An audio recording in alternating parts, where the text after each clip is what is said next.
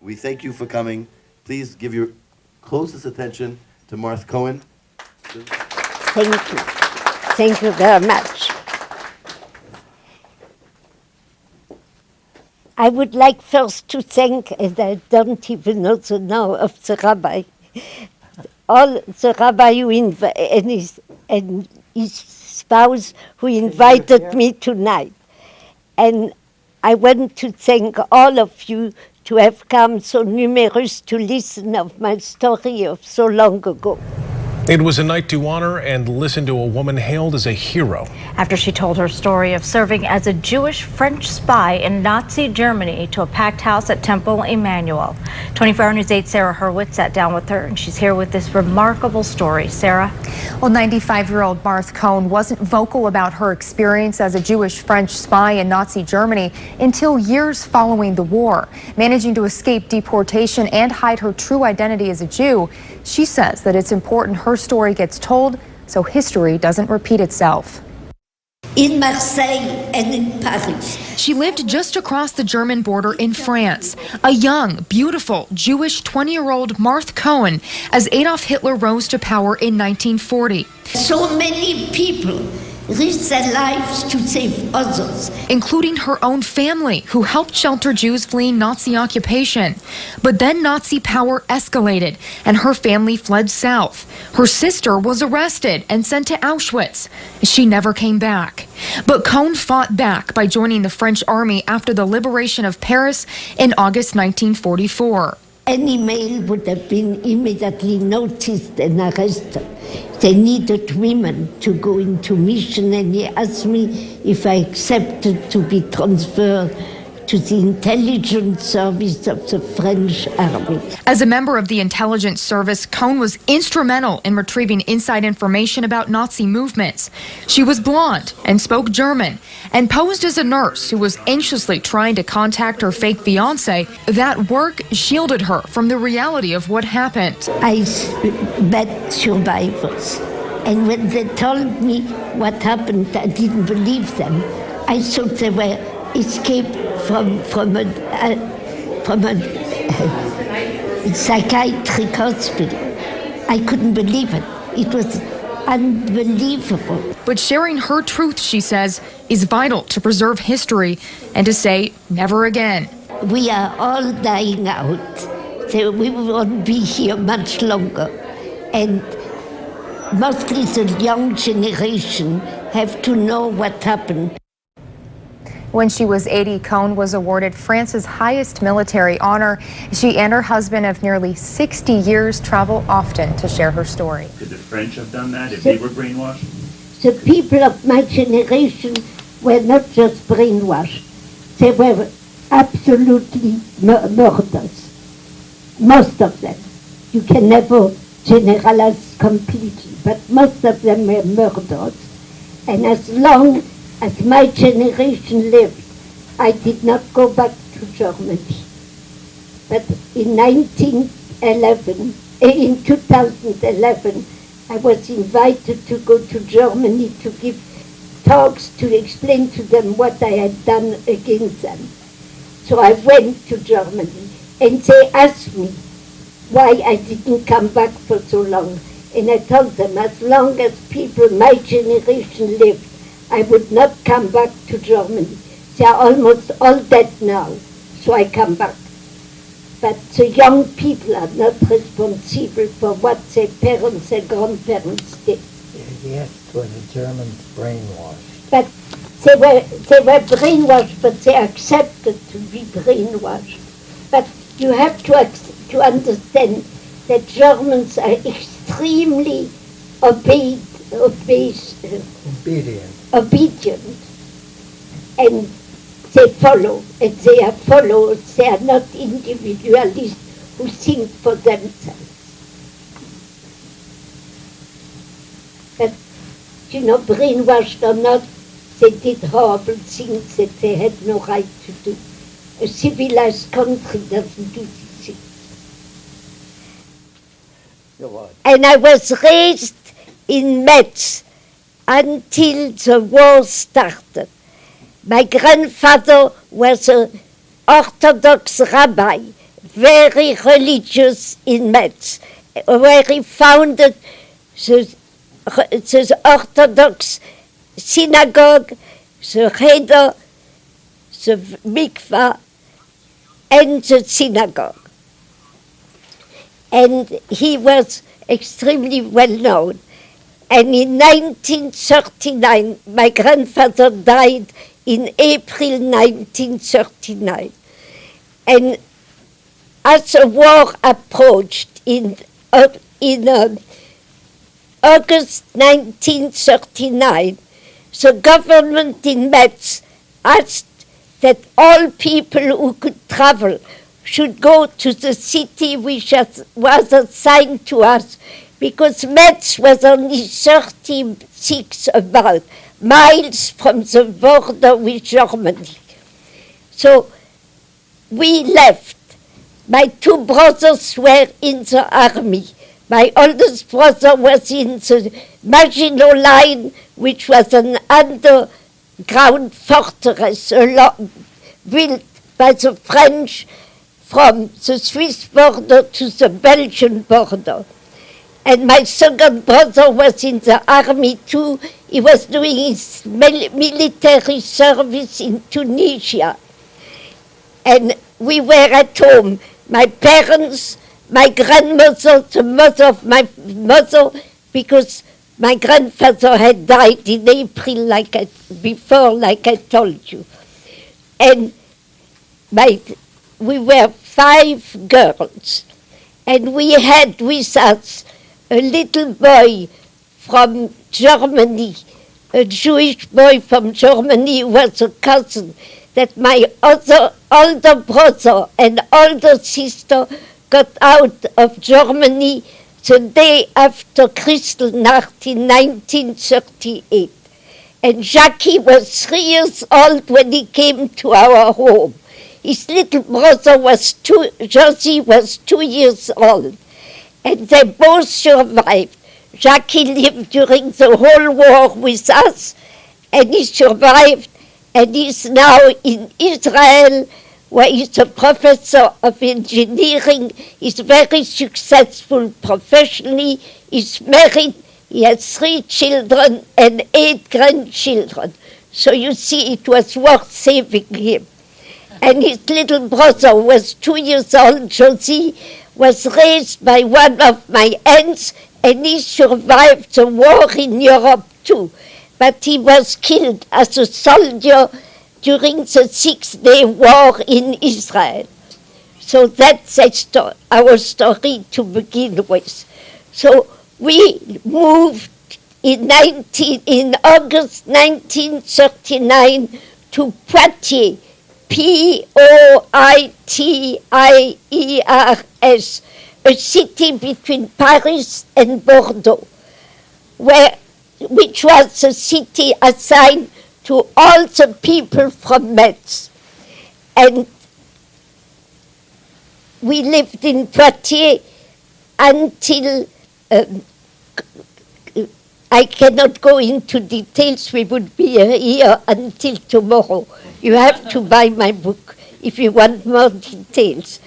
But we lived in Poitiers until August 1942. And we were extremely well received by the people of Poitiers, where they didn't know many Jews. There were only about 4 Jewish families living there before we Eastern French Jews came as refugees to Poitiers. Not only the Jews came to Poitiers, all the people from Metz came to Poitiers and the surroundings. And in 1940, the Germans invaded France after invading Holland and Belgium and came through there because they didn't cross the Rhine, because we had the Maginot Line constructed the fortress, an underground fortress, constructed all along the Rhine on the western side of the Rhine. So they invaded France, and Poitiers was invaded by the German army. We lived through that invasion.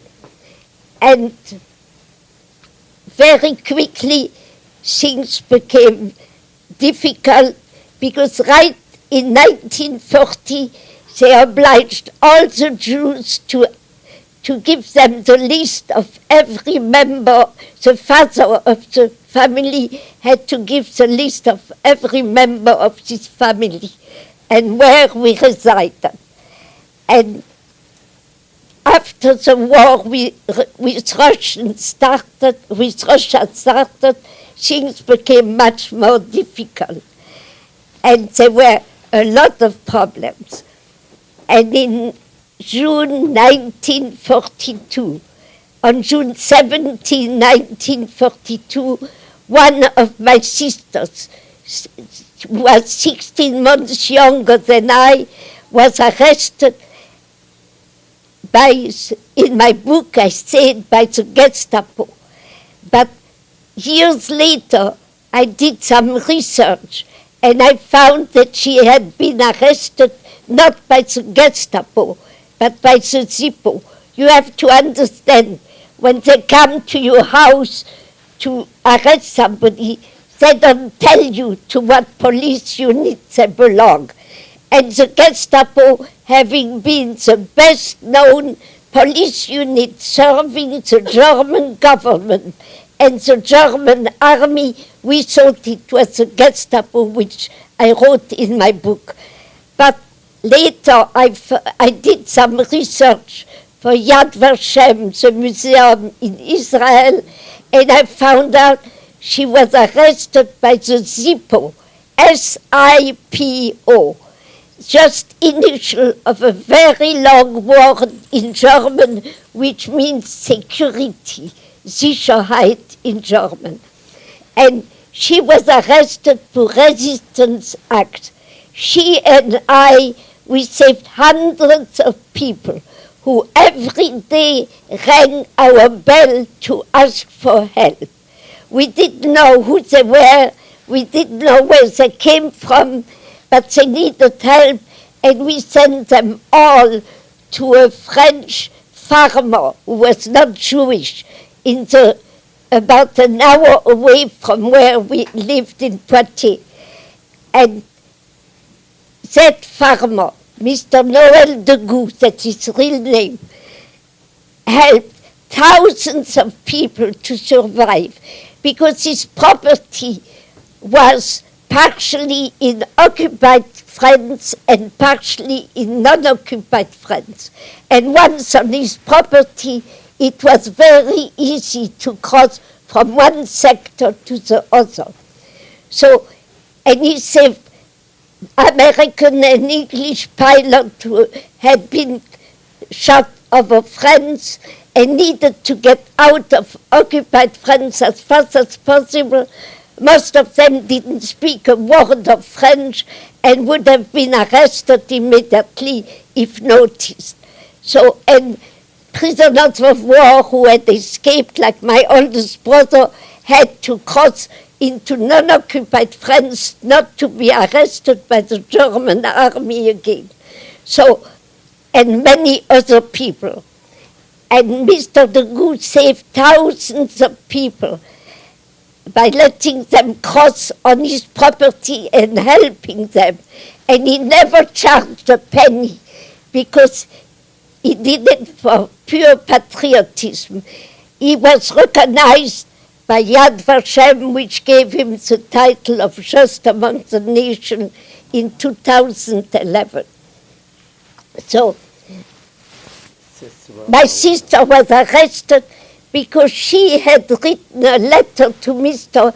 Degout, that's right, giving him, sending him a voucher for tobacco that one young man who crossed from occupied France to non-occupied France on Mr. Degout's farm forgot in our house. And there was no personal communication between occupied and non-occupied friends, so we had to go through Mr. de Good to get the mail to non-occupied friends. So my sister sent that voucher, and she made a terrible mistake. She signed her real name, which we never did, neither she nor I. Why she did it, we don't know. We never asked her. It was too late. There was no use to ask her. But she was taken to the offices of the Zippo and questioned, and she refused to give any information to the German. So 2 hours later, they came back to the home and arrested my father to put pressure on my sister to give the information. But even in the presence of my father, she absolutely refused to give any information. And the proof is that Mr. de Gou was never arrested, and he died peacefully in his bed years after the war. But my sister was kept. My father was released because in June 1942, the Germans in Poitiers had not yet started to arrest French Jews. They had only arrested the foreign Jews. You all know that when economic or political questions are not what they should do, and right now is a very important subject, so foreigners are always the first target. And that happened then as it happens now. And Your sister was... yeah, my husband is my prompter, and he puts me back on track when I need to get back on track. So my sister was in prison for 1 month. And she celebrated. And she celebrated her 21st birthday on July 10th, 1942, in prison. And after that month, she was sent to a camp in the fringes of the city of Poitiers, which was called the camp of the route of Limoges. Limoges is a city south of Poitiers. And in that camp, you can find information on that camp on Google. And in that camp, she was the only French person.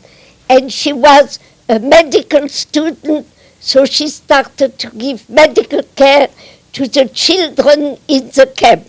She had very poor tools, but it was better than nothing.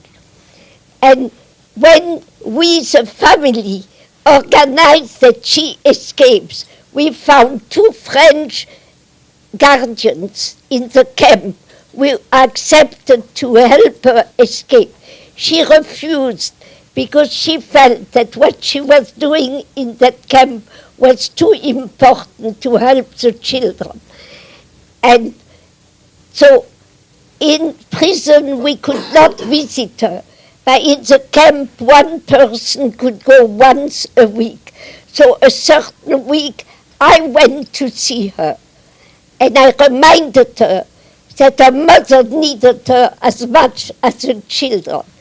And she answered me, "Don't you realize that if I escape, you are all going to be arrested?"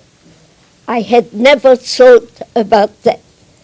So on my way back to the home, I had a very long walk. I decided that we would all escape to non-occupied friends so that she can escape too. And I knew we could do that because several weeks earlier, I had met in the main street of Poitiers Mr. Charpentier, that's his real name, who worked with me in the French City Hall at one point in Poitiers. And Mr. Charpentier stopped me and took me to a quiet place in the street of the main street, Rue Gambetta, and told me, excuse me. I am now in measure to provide you identity cards without the stamp Jew for every member of your family. And I told him, Mr. Charpentier, you cannot do that. You risk your life, that of your wife and little boy. I had seen pictures when we worked together. And he answered me, if I don't save you, I cannot live without myself.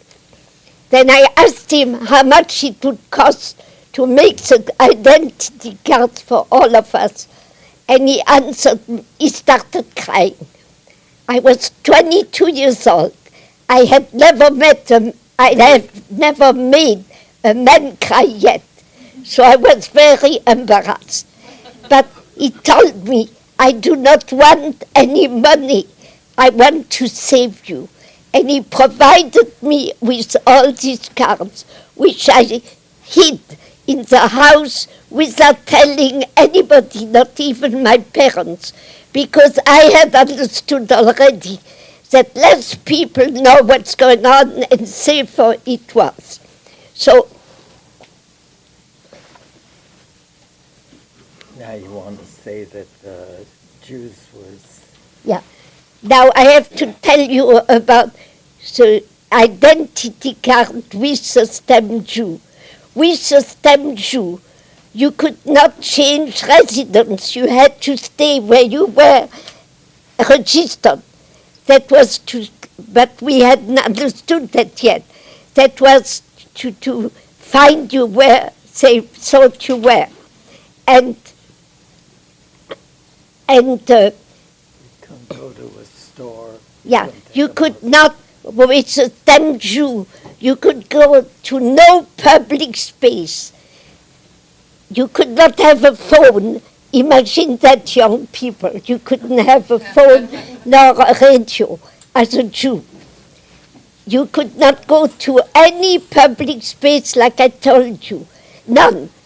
No public park, no post office, no train station, nothing. You couldn't take a bus, you couldn't take a tramway, you couldn't take a train, you couldn't do anything. And you couldn't go to the food stores where you bought the food, because at that time you had no big stores, you had only mom and pop stores. Until 4:30 in the afternoon, when the Germans thought everything would have been sold. But all the shopkeepers in Poitiers, where we were buying food, told us, do not worry. We know exactly what you are buying, what you need for your family. Come at 4:30. We will put you things aside and you will find it. We had to pay, of course, but you will find it. And as long we lived in Poitiers, we were never deprived of anything. And that help, like any help given by any non-Jew to a Jew, was punished by death for him and his entire family. And they did it. And that's why 75% of Jews in France survived. That's a historical fact which is not questioned at all. The first reference I found was at the Washington, D.C. Holocaust Museum, where on a huge panel is written, 75% of Jews survived in France. And it's known, you can Google it, it's known. It's a historical fact, like I tell you. And if they were saved, if we were saved, it's because so many non-Jews risked their lives and that of their family to save us. And that's a very important message I want to convey to you. You know, I know that American Jews think that French people didn't do much resistance. It's very difficult to go in the streets and combat an army as powerful as the German army were. was that so many, and they had very little, the resistance had very little, very few arms and very little ammunition, and most of it was obsolete anyway. So it's even more difficult to fight. But so many French people, thousands of them, were deported and killed in deportation or in France for having saved Jews. And that's a very important message I want to convey to you. Go back to your sister. So I go back to my sister. My sister, after we escaped and we were successful, I have no time to go into that, but that was, if you read my book, you will see it's the most beautiful human story you can read about. And my sister was deported, was first transferred to Drancy after we left, and then to PTV, to atrocious camps in France. And she was deported on the day of Yom Kippur, 1942, so 21 September 1942, to an unknown destination. In her last letter, we were already in non-occupied France, and there was no postal communication between the two zones, like I told you before, so she couldn't write to us. She wrote to a friend in Poitiers, and in her last letter, in the postscriptum, she added, at the last rumors, we are leaving for Metz to work, so no need to dramatize. In reality, these were the last words she ever wrote, because years later, we found out that she had been sent to Auschwitz and she never came back. So I always like to honor my sister before I tell my own story. And I didn't tell you yet another thing. In Poitiers, I was engaged to a medical student, and he was arrested in 1943 by the French police. He was arrested by the French police, terribly tortured with 4 other friends, and they were later transferred to the Germans, and they were all executed by the Germans on October 6, 1943. So that's my life until I decided to join the French army. But once in non-occupied France, I continued my studies of nursing. I had already 1 year done in Poitiers.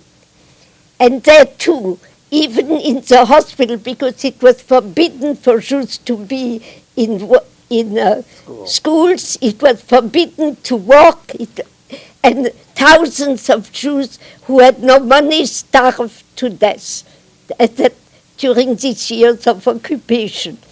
But I was accepted in Poitiers and in Marseille in the school, knowing absolutely that I was Jewish. And they risked their lives, but did it anyway. And I was able to terminate my nursing studies, and once I became a registered nurse, I decided to go to Paris to live with my older sister, who lived in Paris since 1940. She had gone to the police in Paris and told them that she had lost her identity card with the stamp, which had the stamp Jew, but she didn't tell them that, of course. And she was a very pretty, she was much taller than I, she was a very pretty and elegant young woman. The police made her a new card without the stamp Jew, without asking any question. And that's how she was able to survive in Poitiers. So I did, in Paris, I'm sorry. Luckily, my husband corrects me. So once I decided to go to Paris, I took a train to go from Marseille to Paris, and I could do that because I had the card without the stamp Jew of Mr. Charpentier. And in Paris, I worked for a registry. I couldn't work for a hospital because they would have asked too many questions, which was too dangerous. So I worked for a registry who didn't ask me any question, and I was able to make a living by giving private care to people who needed me. And that was until the liberation of Paris. And once the liberation of Paris had occurred, I tried to join the French army. And that was very difficult because thousands of people tried to join the French army at that time. There was a huge column. It took me several days to reach somebody. And when I reached that person, it was a woman. She immediately asked me to see my identity card. So I presented her the one that Mr. Charpentier had forged. And she looked at it, and she told me right away, but that's a forged card. The army cannot accept that. She must have worked for the underground resistance in forged papers to immediately recognize that it was a forged card. And she asked me too for my birth certificate. But Paris was liberated in August 1944.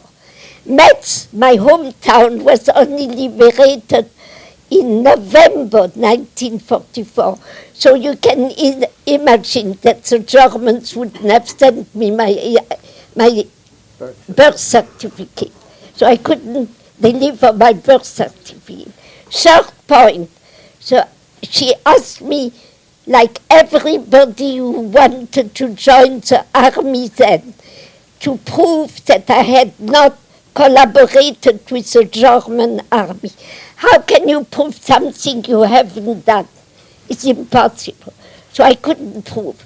But I was able to join the army in November 1944, after Poitiers was liberated too, much later than Paris. I took the first train from Paris, functioning from Paris to Poitiers, and I went to see the mother of my fiancé who had been executed with his brother, the only children of the family, 2 boys, on October 6, 1943, on Mont Valérien in Paris, the worst prison in Paris. And I met the mother of my fiancé in her home. She was all alone and very ill. Her husband, who had been a resident too, had been also arrested, and he was in the Buchenwald concentration camp in Germany. So she was all alone and very ill. I took her to Paris, and she lived with my sister and I, and we gave her the medical care she so badly needed.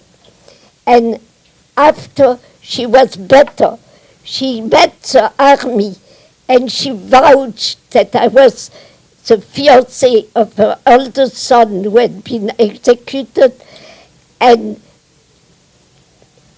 the army accepted that she vouched. She was the mother of 2 heroes who had died for France, and the wife of a 3rd hero was in a concentration camp of Buchenwald. The army accepted that she vouches for me.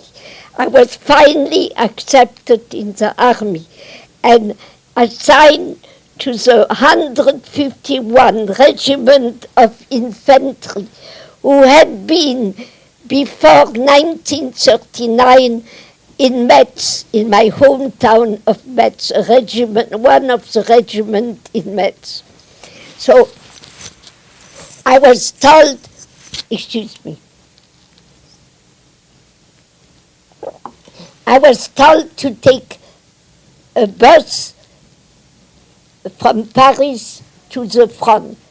The front at that time was in Alsace. I went to the place where I found the bus, and I went on the bus. I was the only woman and the only newcomer.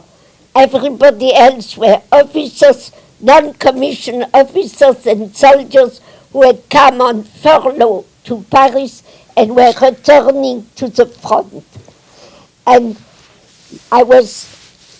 we had a long ride because the engine of the bus was needed repairs constantly, and we had no gasoline. The French government, who had been, the French country had been a very rich country before 1939, but the Germans had stolen everything we had when they occupied France, and we were now a very poor country. We had no gasoline. So the only people who had gasoline was the American Army.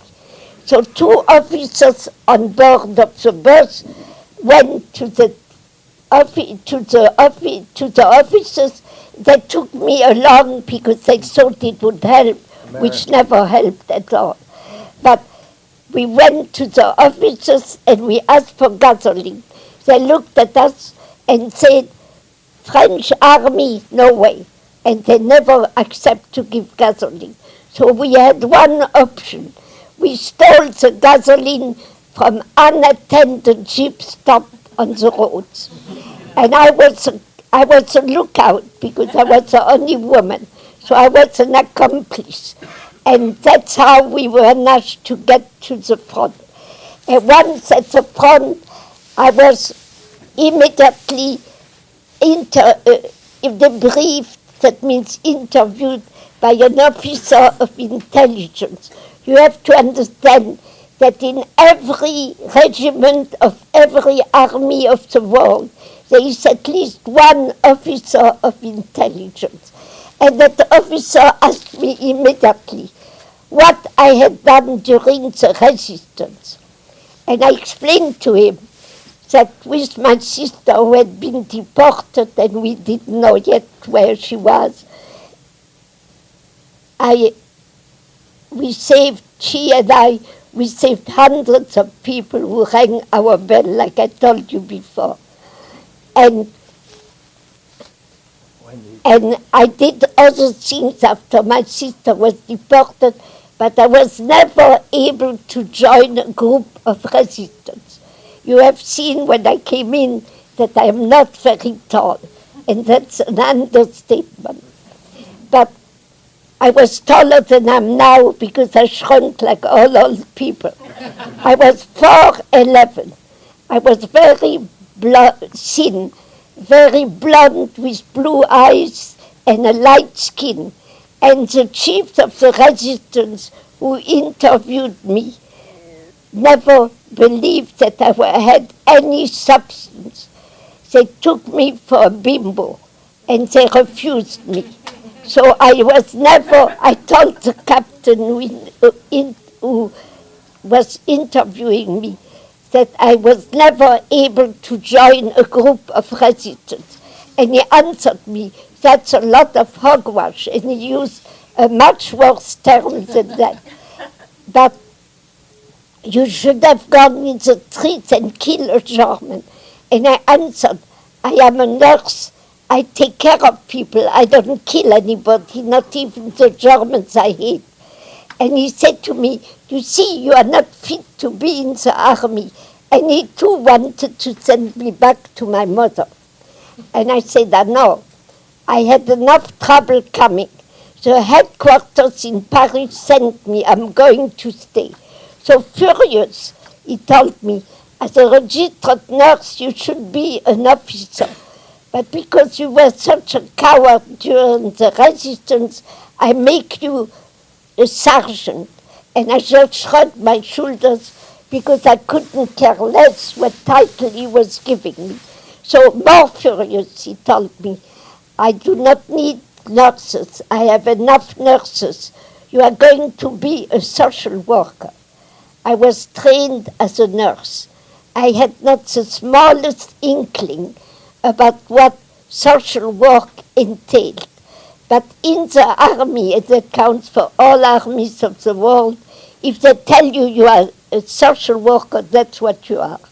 So I left his office and went to the home of people in the village because all the troops who were not at the front had rooms in that village.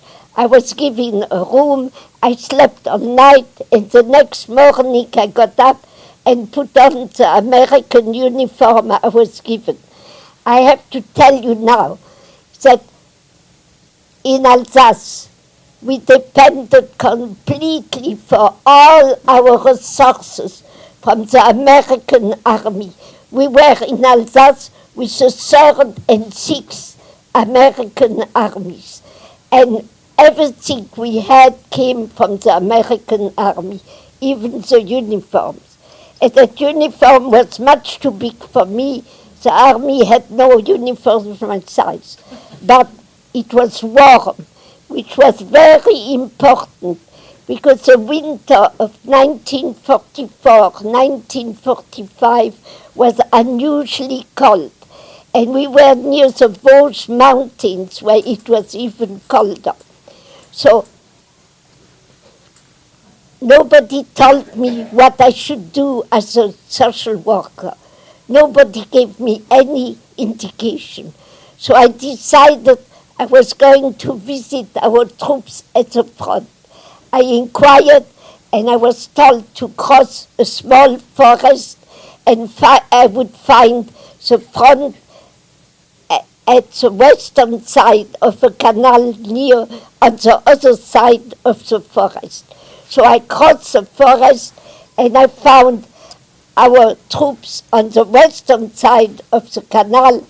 The Germans had retreated on the eastern side 2-3 days earlier. And the canal was quite narrow, like most man-made canals. And I entered the foxholes of our troops. And it was very difficult. They were surprised. They were very surprised, I'm sorry. They were very surprised. Don't talk, young kid. I was very surprised. They were very surprised because they had never seen a social worker in their foxholes. And I asked them what they needed. And they requested mostly underwear, hats, scarves, socks, blankets, food, writing and reading material. And I went back to the village, and the Alsatian villagers were extremely generous and gave me an awful lot for our troop. And that's what I did for several weeks. And then one day, crossing the square of the village where we were headquartered, where the regiment was headquartered, I met the colonel of the regiment. It was Pierre Fabien. There is now a metro station in Paris which bears his name.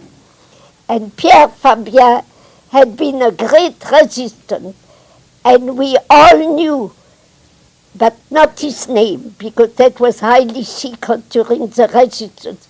We knew that a man, a Frenchman, a resistant, had killed the first German in France in 1943 at the metro station Barbès-Rochechouart. In Paris. But we knew that act. Everybody in the resistance or interested in the resistance knew of that act, but we didn't know the name of the person because that was highly secret. But when I joined that regiment, I very quickly learned that the colonel of the regiment was the one who had killed the first German in 43 in the metro station Barbès-Rochechouart. So I met Colonel Fabien. He stopped me and asked me to answer his phone during his lunch break. So I went with him to his office. He showed me around, and leaving, he was very good looking, which doesn't hurt anything, and he was very courteous. And he said to me, "I'm sorry, I have nothing for you to read here.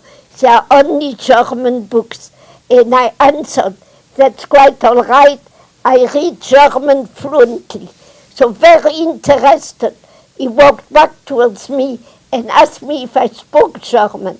And I told him yes, as well as French. Then he explained to me that in the German army, all males from the age of 12 to old age were in uniform in the army. So any man in civilian clothes walking the streets of Germany would be immediately noticed and arrested. That's why they needed women to do these missions. And he asked me if I accepted to be transferred to the intelligence service of the first French army, to which we all belonged. So I accepted. He left the room, and I sat down on a chair and wondered in what predicament I had put myself. But it was too late. So 3 days later, I was picked up by 2 officers of the intelligence who took me, of the army, who took me to Mulhouse, another city in Alsace, where I underwent an extremely intensive training for what I was going to do. And when the training was terminated, the intelligence, my handlers, asked me to devise my own alibi, because that would stick much better than an alibi given to me. So I devised that alibi and presented it, defended it, it was accepted. After that, I was assigned to the Commandos of Africa, a regiment which came from North Africa, the Free French Army which came from North Africa. They had fought in North Africa, in Eritrea, in Tunisia, in Italy, in Corsica, and now they were fighting in France. And I met them in Alsace. So, Colonel, you were assigned now, Colonel... Oh yeah. So I met Colonel Bouvet, who commanded the Commandos of Africa. I was very flattered to be assigned to such a regiment. I cannot give you the details. You have to read my book. So He asked you first. Colonel Bouvet asked me first to question officers of the German army, prisoners of war, about the plan of retreat of the German from Alsace to Germany. We were now in January, February 1945. The Germans were desperately fighting in Alsace to prevent the Allied armies to come from Alsace into Germany. And they had fought in the Belgium and lost there, and now they counterattacked in Strasbourg and in all Alsace. And so we... You interrogated generals. Yeah, I interrogated generals and colonels. The subaltern wouldn't have known anything about the plan of retreat. You have to understand that in every army there is as well a plan of retreat as a plan of attack, because you never know how things will turn out. So I obtained extremely important information from some of these prisoners, of colonels and generals.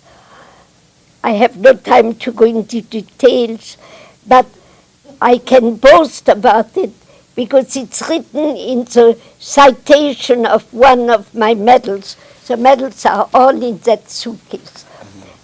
That I provided Colonel Bouvet with extremely important information on the retreat of the German, on the plan of retreat of the German from Alsace to Germany. That was my first achievement in the army. After that, Colonel Bouvet asked me to cross the front in Alsace. And 13 times I tried to cross the front in Alsace and I was not successful. Every time things were wrong. The first time and another time, but no, I go differently. Give them an incident when you fell in the Yeah, canal. but before. That's Now, during the war, things change very fast. Things are very fluid. And I was told that I would find, that's one example. I was told that I would find certain things at a certain region, and when I arrived, I couldn't find anything. So I couldn't proceed. Another example. One night I was taken by 2 officers to a road by car. And that was always, I was always taken very late at night. That was at 12 o'clock at night. And we stopped at the corner of that road, and the 2 officers told me that I had to cross that huge field covered with snow in front of me and find a town northwest of that field, and where they knew that a small group of Germans were going that night to retreat a little east, still in Alsace, not yet in Germany, and to mix with them, go with them, and send back as much information I could. So I left. I had a little suitcase with a change of clothes, of which I had taken all the labels off so nobody could tell they came from France. But I had no compass, I had no radio, I had no arm, I had no maps, I had nothing written. Everything I needed to know was in my memory. So in that suitcase, so I left with that little suitcase and started walking on that snowy, that field covered with snow. And as I walked, suddenly I heard a huge crack, and here I felt myself completely submerged in the ice-cold water of a canal. The guide had forgotten, because we had military guides who explained to me exactly what I will find on the ground and how to proceed from A to B on the ground. But he had forgotten to tell me there was a canal. He's human. So I popped up from the ice-cold water, and I tried to get out of the canal, which was not wide because all man-made canals, or most man-made canals, are narrow. But I couldn't grasp anything to get out of the canal because everything was frozen. So, and I was now much heavier because I was drenched in that ice-cold water from head to toe. So it took me a long time to find a place where I was able to grasp sufficiently to get out. You must understand, too, that I was not incapable or in measure to call for help. I had to get out of the problem myself. And I was in civilian clothes. When you go in mission, you are not in uniform. So I finally got out of that canal, and I walked all night trying to find the town, and I never found it. And at daybreak, I noticed that my footprints in the snow showed that I had walked in circles. And years later, I read in a magazine that if you have no compass and no other marks to direct you, and by a dark night, it was an extremely dark and cold night. It was February 4, 1945. By a very cold night and dark night, you are going to walk into circle if you have no landmarks or compass. And that explained to me why I had done that very weird thing I had not understood. So after that, the captain who directed our intelligence group decided that I was going to go to Germany through Switzerland. And Switzerland was neutral. They had helped the Germans as long as the Germans were successful. Now that we became successful, they were helping us. So one captain who I met again after the war in Paris, Lieutenant Talichet. It was not a captain, it was a lieutenant. Lieutenant Talichet took me to Basel in Switzerland, where I met again, I had met him before, Colonel Reinhardt, who was the director of the intelligence service of the Swiss customs in Basel. Colonel Reinhardt accepted that I crossed into Germany from Switzerland, and he called an agent, Mr. Lemaire, another fictitious name, both names are fictitious, and Mr. Lemaire took me by car to Basel, to Schaffhausen, another city in Switzerland, which was very, very close to the border of Germany and very close to the city of Singen, S-I-N-G-E-N, the first city in Germany where I was supposed to go. So Mr. Lemaire stopped the car near a small forest.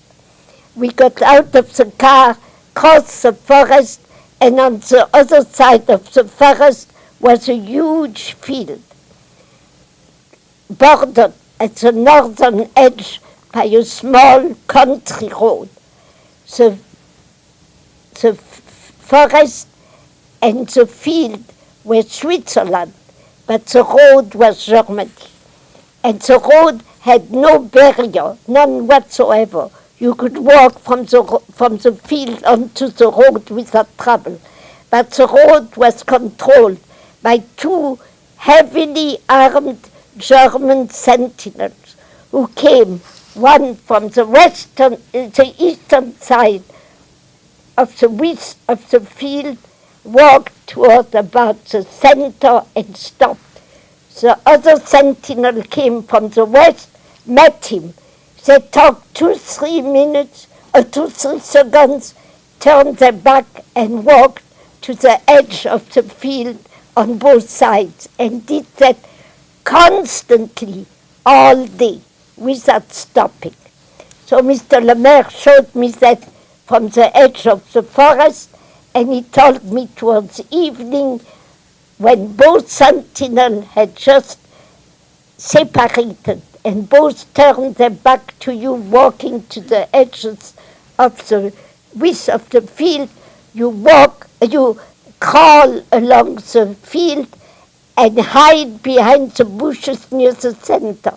And when both sentinels come back and turn their back and separate again and turn their back to you, you walk on the road, you walk towards the sentinel which comes back from the eastern edge, that means the right, of the field.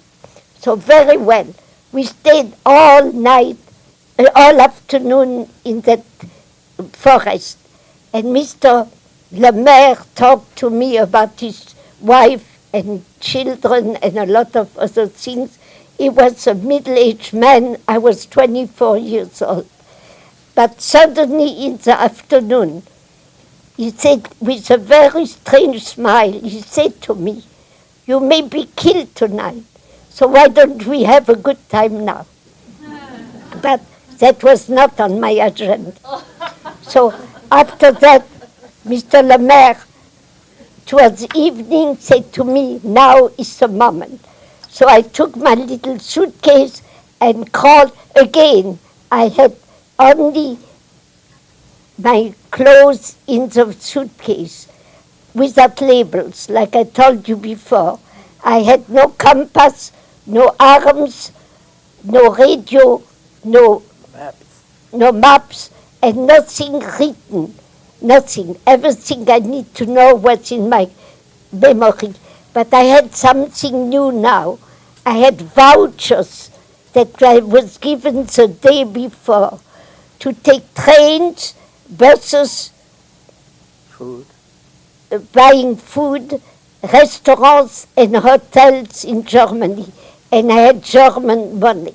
I had a lot of German money all hidden in my suitcase. So I took my little suitcase and called when Mr. Lemaire told me that's the moment, and called and hid behind the bushes. Until then, everything was perfect. But once behind the bushes, I suddenly realized the immensity of what I was going to undertake. I had never a minute before to think, because I was kept extremely busy all the time. But suddenly I had time to think, and I realized that I had been given vouchers for so many things in Germany, but nobody could tell me how to use the vouchers because our service didn't know how to use them. And you cannot go to an office and just give a voucher. You have to know how to proceed with them. And I was Also told about work. Yeah, and I remember too, when I was lying there, that I had forgotten to ask, and the service had forgotten to tell me the name of the clinic in which I was supposed to work in Constance, a city in Germany. So, realizing all that, I became so terrified that I was paralyzed by fear. And I was too very irrational. In the afternoon, when Mr. Lemaire told me that I will have to crawl in the field, I put on knee-high white socks to protect my silk stocks, because at the time women were wearing silk stocks and not nylon yet, which were very expensive, because I knew I was going to crawl and I was afraid to ruin them. So I put on these white socks.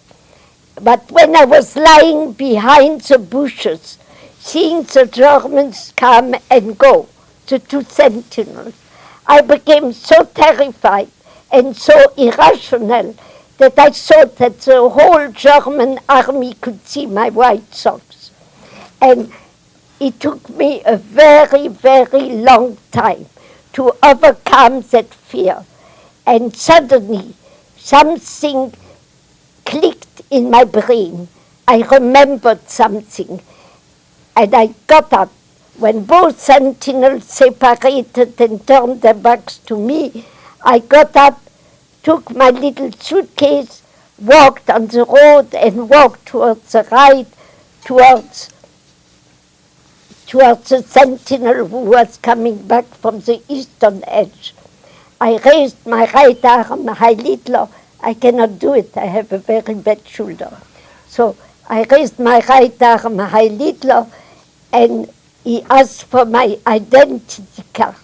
I was now called Martha Ulrich, and I told you I had a whole alibi that I had devised myself.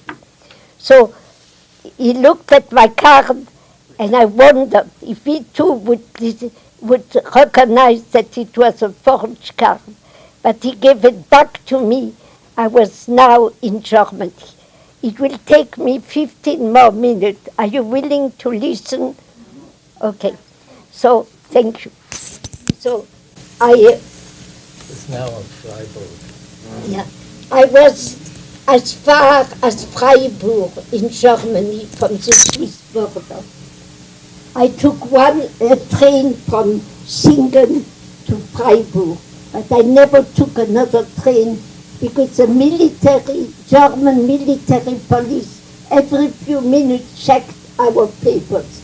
And every time they looked at my identity card, I always wondered if they would understand that it was a forged card.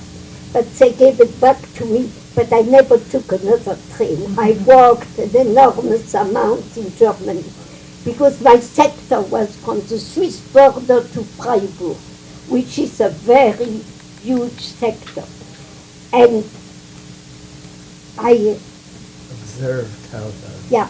Now, I told you that I was sent to Germany for military information, but I was always also sent for information how the civilians were behaving and reacting to the war, because we had very little information on that. That's why they didn't know how to use the vouchers. So I was, observing how yeah, so not knowing how they behaved and how they lived, I was watching everything. And I did everything like they did. And I noticed that in daytime, I understood that very fast. All transportation was stopped. No train, no buses, no military cars were functioning. They were functioning only at night because of the Allied bombardments in daytime. So the Germans who wanted to go to a certain place all walked in daytime. And they walked in groups. That's what I was watching for. They walked in groups because Germans are not very individualist and they like to do things in groups. And I joined a group who was going in my direction. I was going northwest of Freiburg. And in that group was an SS who just came back from the Russian front. He had been wounded and he came back from the hospital. And he was now assigned to the Siegfried line, which was on the way we were going. And immediately he told us about his life, and then as we walked, he was telling us the atrocities they had committed on the Eastern Front. The Germans, the Wehrmacht and the SS had committed enough atrocities in France, like in all Western countries too. But what happened on the Eastern Front was 1,000 times worse. And that SS was constantly talking about it, and the Germans around him were encouraging him to talk more and more about it. They loved it.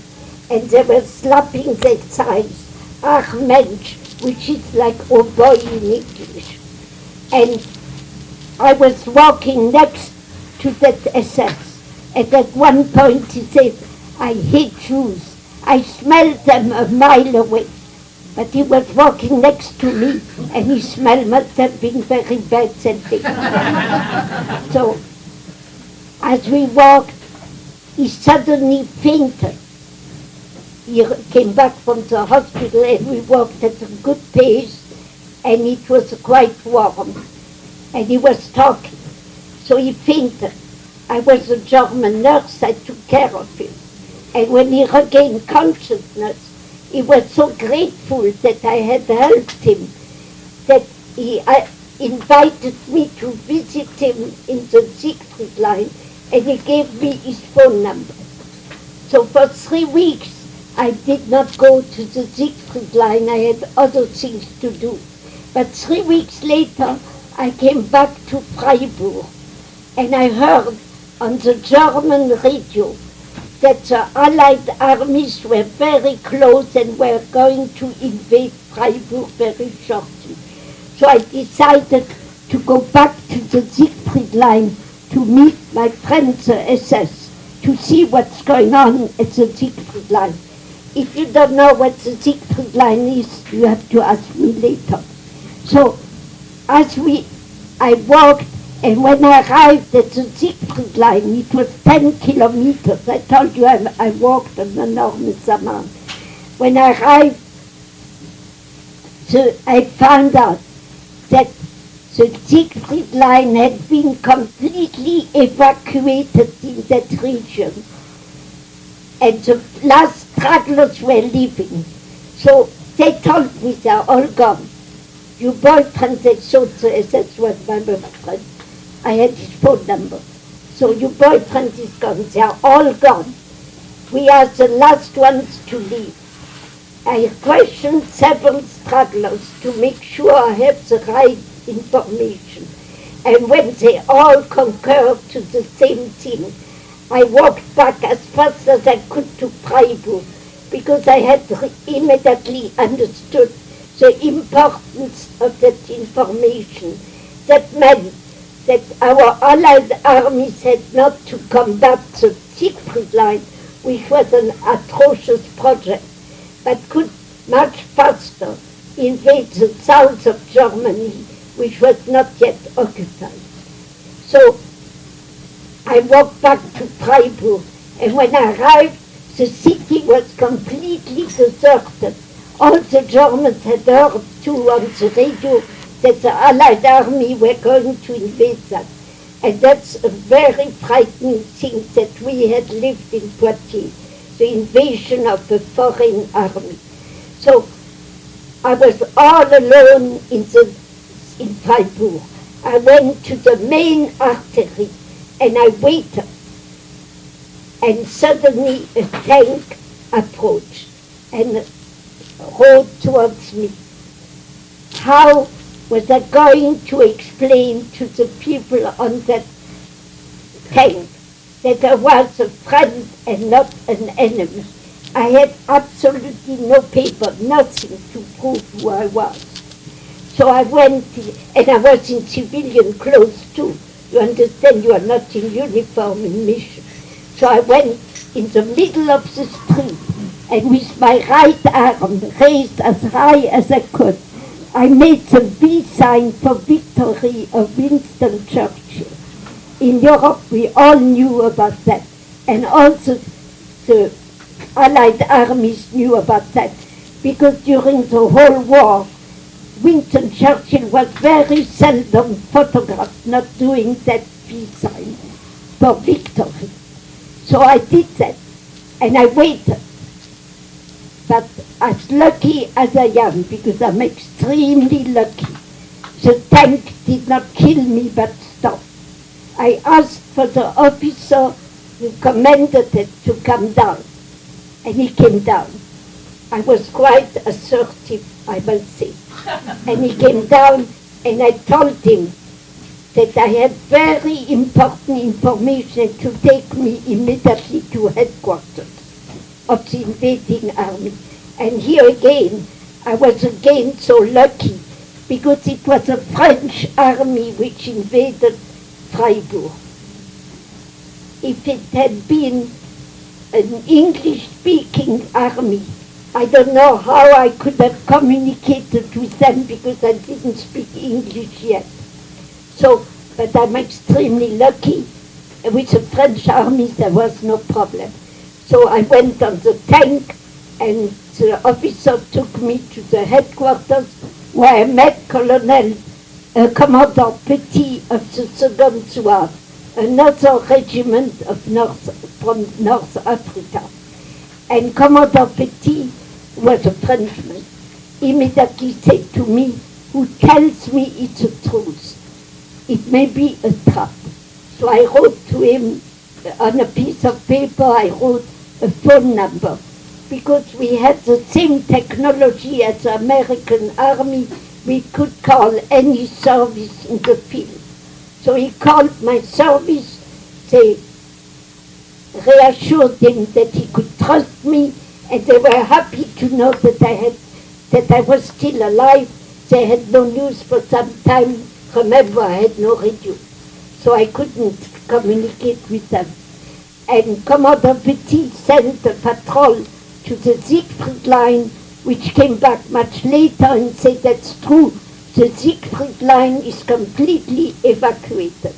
So that night, I was a very important VIP at the French headquarters in Freiburg. I was invited for dinner. I was given a room, and the next morning at breakfast, Commander Petit asked me if I wanted to go back to my intelligence service.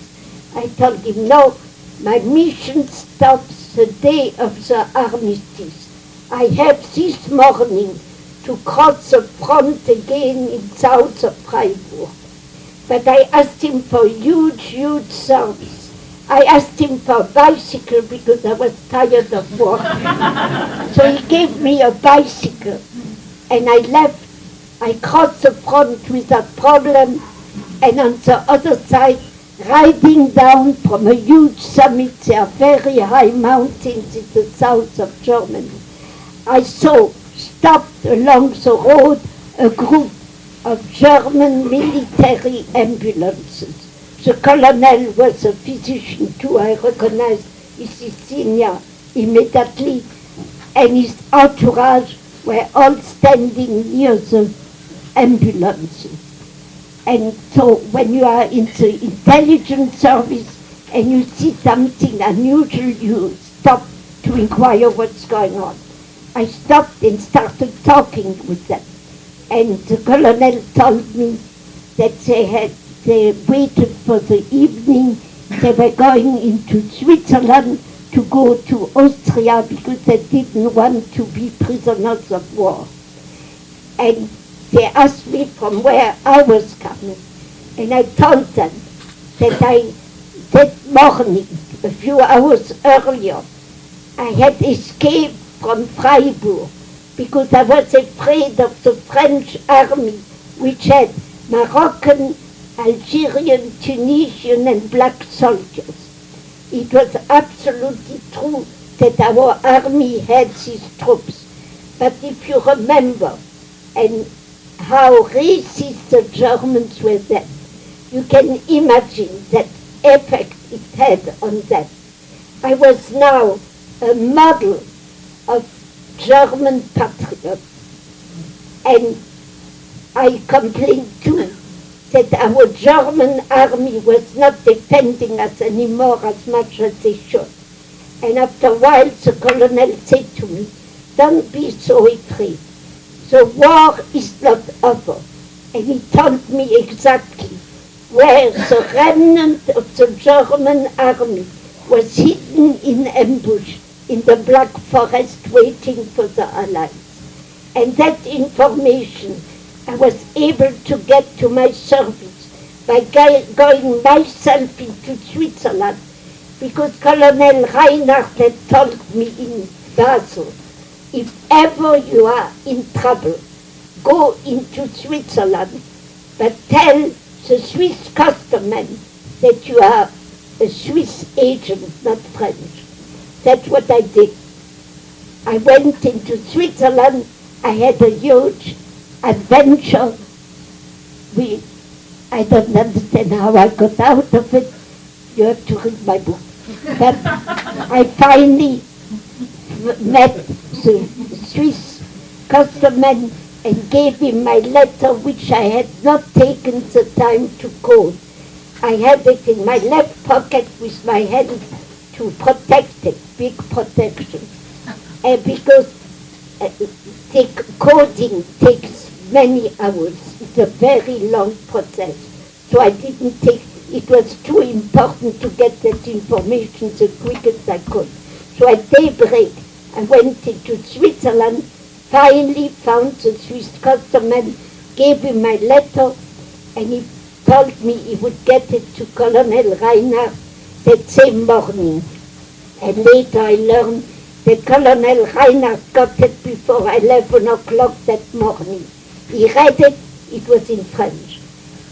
And he too was in intelligence, he wanted to know what was going on, and then he transferred it to my intelligence. And that's why I got all these medals that you won't see tonight. Because, thank you very much.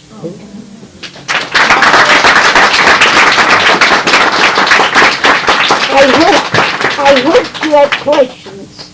I love questions. Did they find out that you were a spy? Several times they were so close to find out, but they never did because I always was able to get out of trouble. After the loss of your sister, how did you have the courage to move on and eventually join intelligence? But, you know, that makes you more brave to get on. You want to fight, and we did not know what happened in the concentration camp because the American and English government kept us completely in the dark. We absolutely did not know what was going on in the concentration camp. We thought they were sent to work. And we hoped, even after the war was ended, that she would come back. Even once we knew what was going on in the camps, we still hoped she would come back. But she never came back. She wants to know, what do you think about what's going on today? You know, I'm not going to talk to you about Trump. No way. Because I don't want to start a fight here. But I will tell you something which is very important. That I remember as a teenager in the 1930s, living only 36 miles from the German border, that in Germany, the Jews in early 30s, the Jews were voting for Hitler because they thought that he would save Germany. So you can make the rapprochement as you wish. But the Jews were, don't forget that, the Jews were not all the Jews, but some Jews were voting for Hitler. When did you come to the United States? When did you come to? I came in 1956 because my husband imported me. He's an American. Did your faith play a large role during the war, or did it play at all during the war? Were you able? You know, I don't know what played in it, but my faith was not very strong during the war. It wasn't. I was still praying. I always pray. But my faith is not the strongest I can talk about. Is there some remnant of chivalry, as like when you're a spy and you're going into enemy territory, does German respect that he's a man, you're a woman? I understand your question. No rules? I understand your question. I had never trouble because in my alibi, I had the German military fiancé, and I had his pictures and his letters, love letters, because he was a prisoner of war in France. And when I told my handlers that I thought it would be good that I have a German military fiancé, they said no problem. They went to a prisoners of war camp and chose Hans. His name was Hans. They thought would be the right fiancé for me. And they obliged him to write love letters and to sign pictures to his dear Martha Ulrich. He never met me, he never knew who I was. He called me Martha Ulrich, my name on my forged papers to go into Germany. And that helped me tremendously, because everybody in Germany I met, I showed that picture and these letters, and asked them if they knew where he was, that I was told that his unit is in that region. Because don't forget, at that time, 100,000, if not more than that, of German families had no news of their loved ones in the army. Because or on the Eastern Front or on the Western Front, everything was so chaotic. Many of them were prisoners of war and had not the right yet to write home. And or they were in hospitals, or they were dead. So the families did not know in Germany where their loved ones were. So I was very accepted, and I was very much helped, because I was the fiancé of the German military man. And that helped me, but I knew the Germans, and I asked for a fiancé because of that. So I had no trouble at all, never. At what point did you write the book? What made you write the book? Okay, I wrote the book until 1979. That means when I was 79 years old, I worked. So I had no time to write anything, to write a book. And I never had written a book. I had written scientific papers for my husband, but I had never written a book.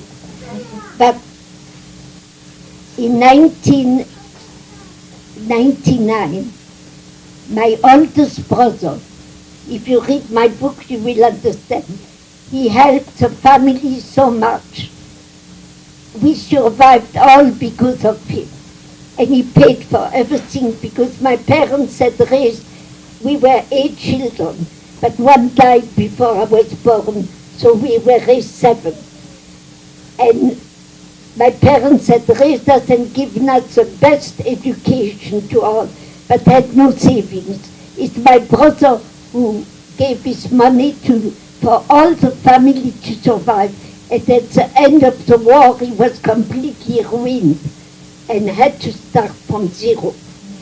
And he was very ill in 1999. He had Parkinson.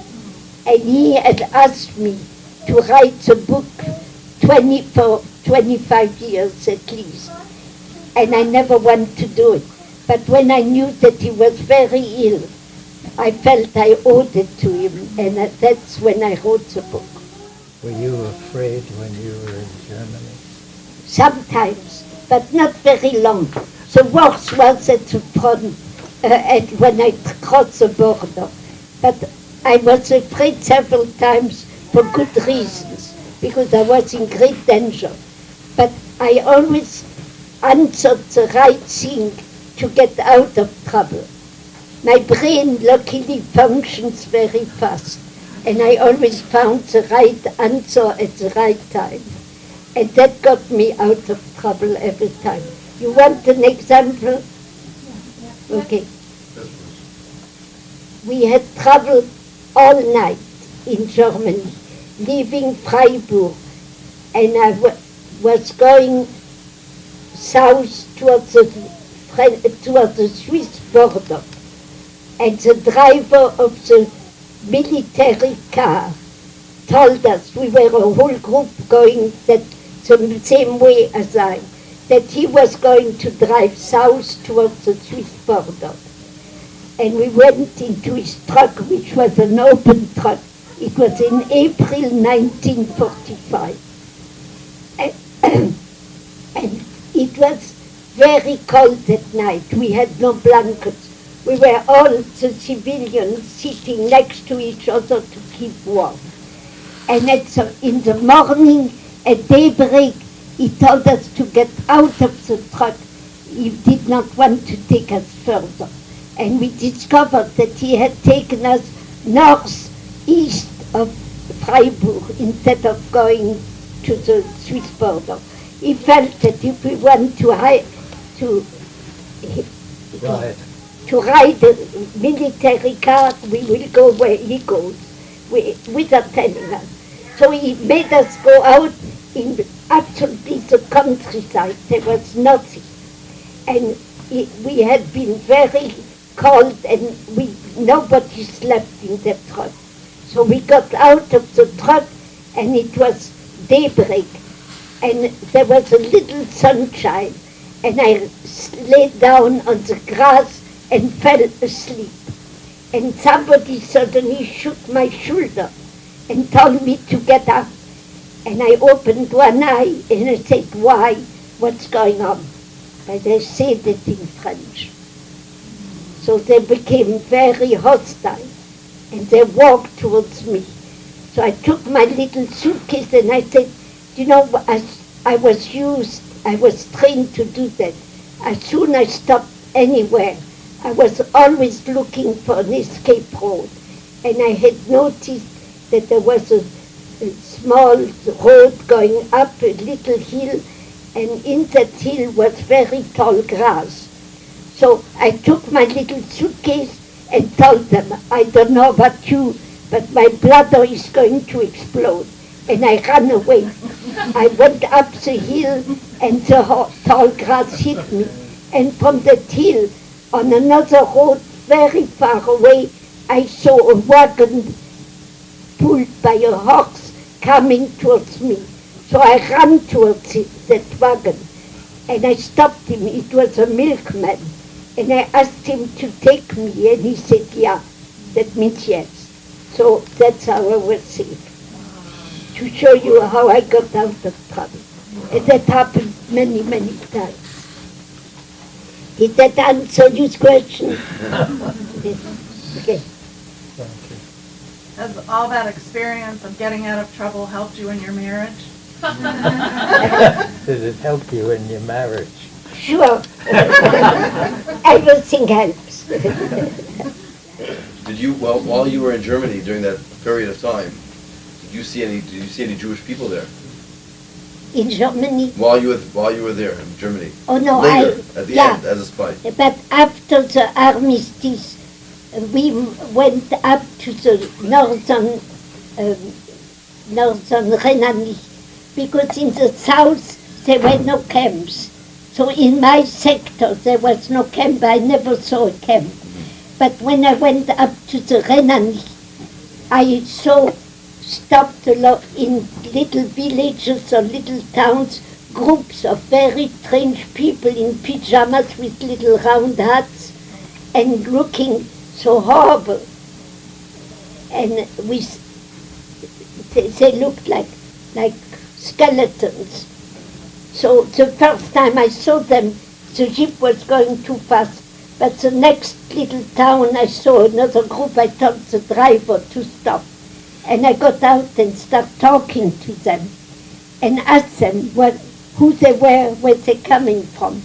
So they explained to me, and I first believed that they were all psychiatric patients who had escaped from a psychiatric hospital, because it was inconceivable that human beings behave the way the Germans had behaved. We couldn't believe that. It was impossible to believe. So, but when they repeatedly told me the same story, I understood it was the truth. That's when I understood that was real.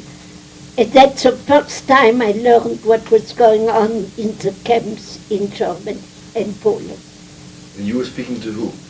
When you would inquire? There were Jews and non-Jews. There were people, but I don't know how, but most of them were Jews. They came from a camp.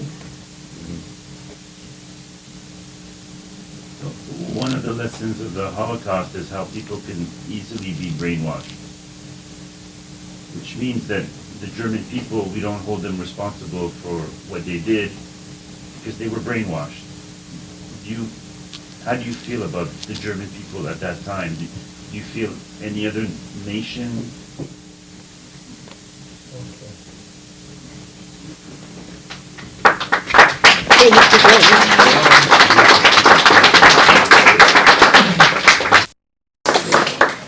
Thank you very much. Thank you very much. Welcome. May God bless you, that you live long, healthy, and happy years, many, many more. Thank you. You know, I tell the rabbis, with all the blessing, I should live forever. Yes, amen. But I don't want to.